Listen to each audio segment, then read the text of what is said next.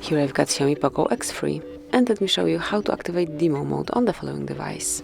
So first of all, you have to open the settings, then find and select additional settings, go to developer options. If you cannot find developer mode right here, just take a look at our tutorial on how to unlock developer mode and then smoothly enter.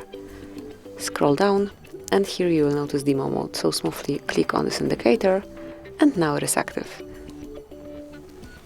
You can smoothly use your device in demo mode, you can use it in this mode, you can see the difference in the status bar, and then if you would like to turn it off, just go back to developer options and unmark demo mode.